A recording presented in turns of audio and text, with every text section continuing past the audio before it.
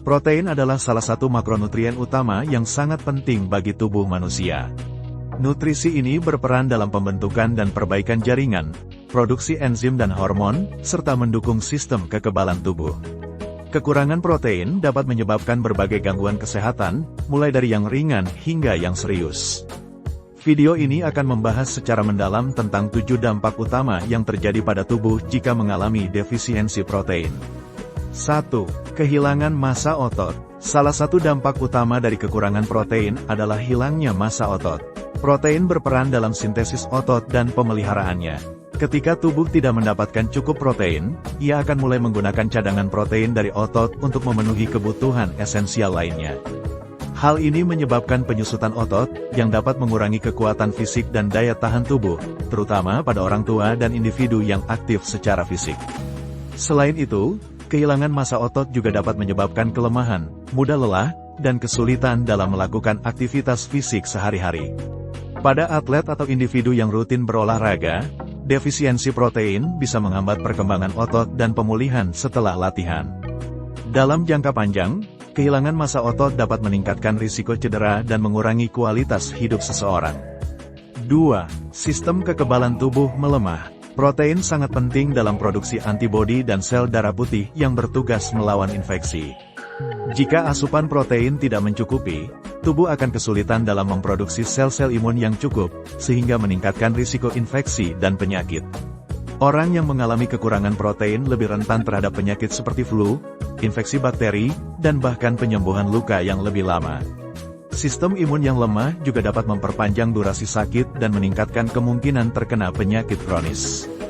Bahkan, orang yang mengalami defisiensi protein parah bisa mengalami komplikasi yang lebih serius, seperti penyakit autoimun atau infeksi yang berulang. Oleh karena itu, asupan protein yang cukup sangat penting untuk menjaga sistem kekebalan tubuh tetap kuat dan berfungsi optimal. 3. Rambut rontok dan kuku rapuh. Keratin, salah satu jenis protein, merupakan komponen utama dari rambut dan kuku. Kekurangan protein dalam tubuh dapat menyebabkan rambut menjadi rapuh, mudah rontok, serta pertumbuhan kuku yang lambat dan mudah patah. Rambut yang menipis dan kuku yang tidak sehat bisa menjadi tanda awal bahwa tubuh tidak mendapatkan cukup protein. Dalam kasus yang lebih parah, defisiensi protein dapat menyebabkan perubahan tekstur rambut, perubahan warna, atau bahkan kebotakan di beberapa area kepala.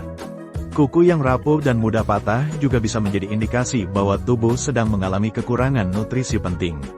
Untuk menjaga kesehatan rambut dan kuku, penting untuk mengonsumsi cukup protein dari sumber berkualitas, seperti daging tanpa lemak, telur, dan kacang-kacangan. 4. Masalah pada kulit. Protein berperan dalam generasi sel kulit. Jika tubuh kekurangan protein, kulit dapat menjadi lebih kering, kurang elastis, dan lebih rentan terhadap iritasi serta luka. Dalam kasus yang lebih serius, bisa muncul ruam atau peradangan akibat gangguan generasi sel kulit. Kulit yang tidak mendapatkan cukup protein juga bisa kehilangan kemampuannya untuk mempertahankan kelembapan alami, sehingga tampak kusam dan tidak sehat. Kekurangan protein dalam jangka panjang dapat menyebabkan masalah kulit yang lebih serius, seperti dermatitis atau infeksi kulit yang sulit sembuh. Oleh karena itu, konsumsi protein yang cukup sangat penting untuk menjaga kesehatan dan kecerahan kulit. 5. Pembengkakan atau edema. Kekurangan protein dapat menyebabkan edema, yaitu penumpukan cairan di jaringan tubuh yang menyebabkan pembengkakan, terutama di kaki dan tangan. Hal ini disebabkan oleh rendahnya kadar albumin, salah satu jenis protein yang berfungsi menjaga keseimbangan cairan dalam tubuh. Ketika kadar albumin menurun, cairan akan cenderung bocor dari pembuluh darah ke jaringan sekitarnya, menyebabkan pembengkakan. Edema akibat defisiensi protein seringkali tidak disadari karena berkembang secara perlahan. Namun, jika tidak ditangani, kondisi ini bisa menyebabkan ketidaknyamanan, gangguan mobilitas, dan bahkan komplikasi lebih lanjut seperti tekanan darah rendah atau gangguan fungsi organ.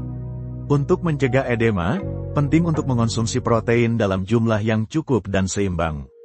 6. Penyembuhan luka yang lambat. Protein sangat penting dalam proses penyembuhan luka karena membantu dalam generasi jaringan dan pembentukan sel baru.